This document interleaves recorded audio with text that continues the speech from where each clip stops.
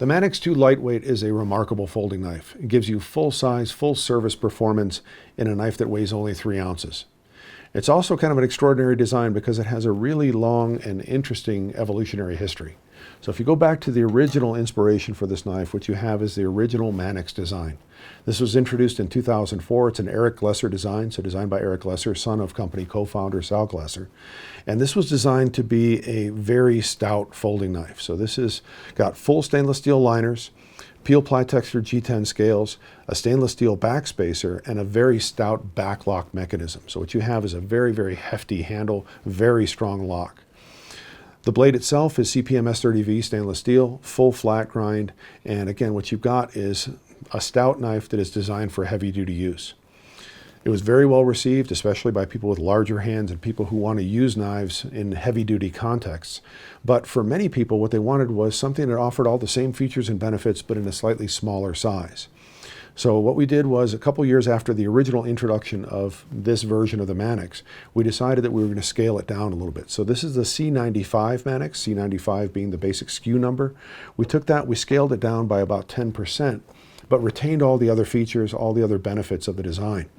So this became, again, a Manix, but a C101. So we changed the SKU number, kept the model name the same.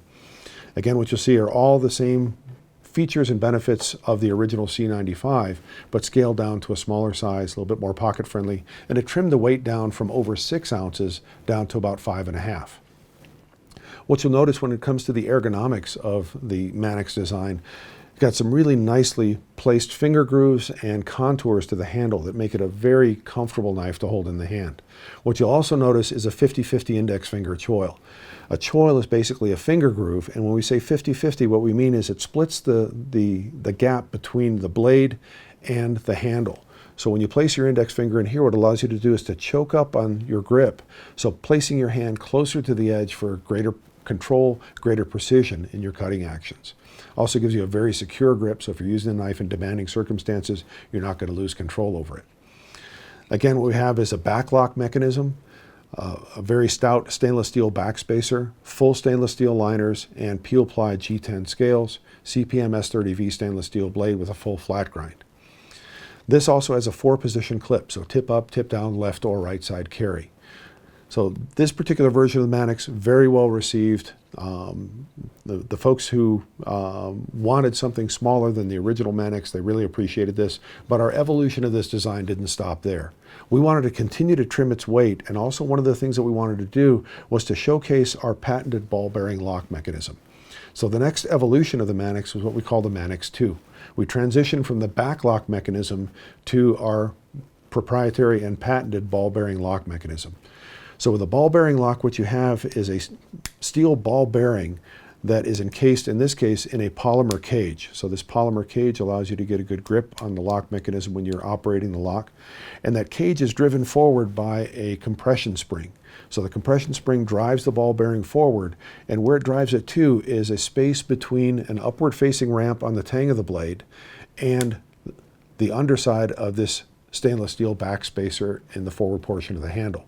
So what it does is it drives that bearing into the space between those two, and because that ramp is tapered, it wedges into place in that space between the two, those two components. That locks the blade very securely, and because of the taper, it also becomes self-compensating, meaning that if those contacting surfaces happen to wear over time, it'll naturally compensate, simply drive that ball bearing a little bit further, and will always lock up very solidly and very positively.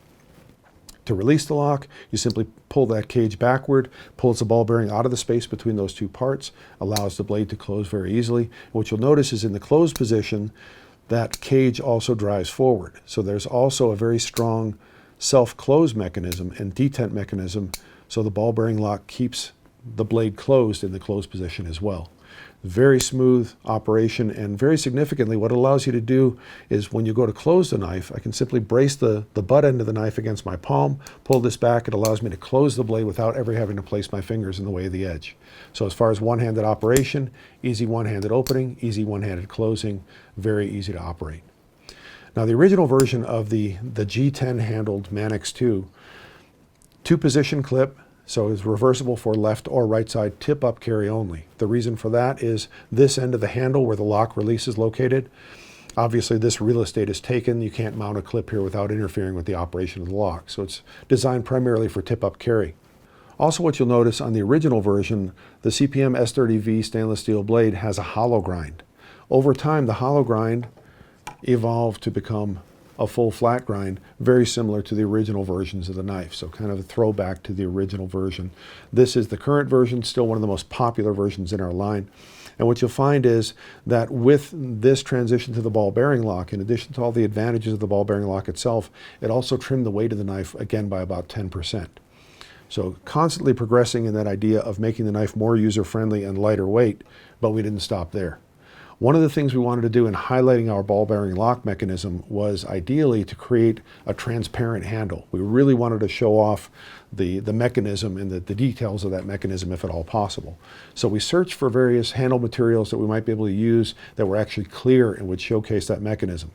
We finally settled on a material called FRCP, or fiberglass reinforced copolymer, but as we experimented with different versions of FRCP and added more and more fiberglass to increase its strength, what we found was the clarity of the material went away because we added the fiberglass to it. And finally what we did was we settled for translucent rather than transparent. So the original version of the Manix 2 Lightweight was a blue translucent handle. Still, if you hold it up to the light, you can see all the details of that lock mechanism. But what it did was it took all those features and benefits of the G10 handle version and rendered them in the same basic platform, but reduced the weight of the knife down to 3 ounces, 39% less weight than the G10 handle version. So it's a significant weight reduction. Really created kind of a new breed of folding knife, a super lightweight knife that still gave you that full-size performance. This knife was recognized by the industry in 2010. It was the winner of the Most Innovative American Design Award at the Blade Show, which is a very significant award, definitely something we take great pride in. So this was really kind of a trend-setting knife, really a groundbreaking development for Spyderco at that time. But again, we didn't stop there. From the translucent blue handle, we wanted to have something that was maybe more of a conventional appearance. So we simply took the same FRCP material, rendered that in a black color instead. It still has the same bidirectional texturing pattern that we had on the original. This gives you a very secure grip, even in the most demanding circumstances. And it also has a reversible wire clip. So in this case, a wire clip that is very low profile, reversible for left or right side, again, tip-up carry. This knife also attracted a lot of interest from tactical end users, so people who are duty-bound and in some cases are concerned about light reflection in the field. They don't want to have shiny things that would draw attention to their position. So what we decided to do was to take the black-handled version of the Manix 2 Lightweight and render that with a DLC coating on the blade. So diamond-like carbon coating, a very tough coating, non-reflective, and to match that, we also put non-reflective black coatings on all the handle hardware. So what you have is, again, all the same functionality, features, and benefits, but now in a platform that is non-reflective, is not going to be something that you take to the field and would be reflective and draw attention to your position. So again, designed primarily for tactical end users or for people who simply like the aesthetics of the black blade. What's interesting about the Manix 2 Lightweight, we're very proud of this design. We also decided to use it as a platform to showcase different blade steels. Now, Spyderco is a leader in the industry and has long been a leader in the industry as far as our use of exotic blade steels. So taking the Manix 2 Lightweight platform and then kind of supercharging it with different steels is also something that's been very well received by our customers. So in this case, what we have is CPM S110V. Very high vanadium, very high chromium steel, ultra corrosion resistant, holds an edge for a very long time. And again, it's considered to be a high performance steel. In this case, what we have is a signature blue colored handle that goes along with the S110V. So it shows off this particular version of the knife, again, with an elite steel for people who appreciate that additional performance. Another exotic steel that we've highlighted in the Manix 2 Lightweight platform is Carpenter's Micromelt Maxamet. Now, Carpenter developed Maxamet for the rollers in their steel mills. So when you imagine rolling hot steel, the rollers have to be incredibly tough, incredibly strong. So Maxamet is a very elite material. It's a tool steel, very high alloy. It is not a stainless steel, but it's incredibly tough, offers great wear resistance, and therefore great edge holding. Spyderco is one of the few companies in the industry that actually makes production knives with Maxamet steel. So we're very proud of that fact.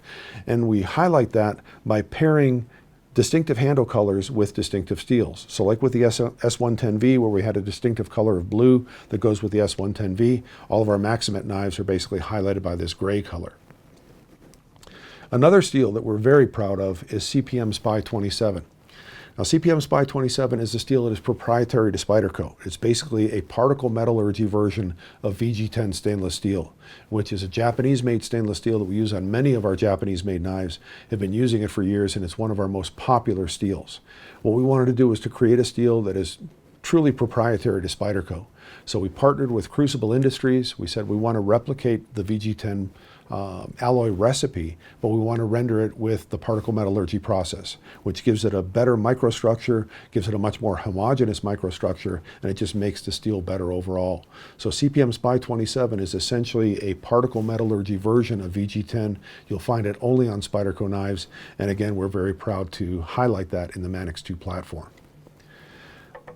The latest evolution of the Manix 2 Lightweight is screwed together construction. So when you look at all the previous versions of the Manix 2 Lightweight, going all the way back to the original one with translucent blue handles, although they had a screw style pivot pin, all of the assembly hardware was basically riveted. So it riveted the two pieces of the handle together. Once it was assembled, you could not disassemble the knife at all. In most cases, that's not an issue because you could easily maintain the knife without having to do any disassembly.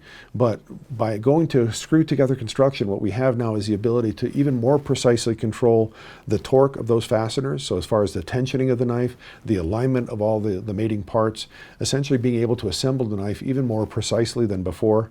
And then on the rare occasion that you might actually have to disassemble the knife to do some type of maintenance or warranty repair, with the screw style construction, you can simply take the knife apart, do whatever is necessary, reassemble the knife, and you're back up and good to go. The transition to screw together construction for the Manix 2 Lightweight is the latest step in a long evolution of this design. It still retains all the same features and benefits that have been proven over years of evolution, but it just makes a good thing even better.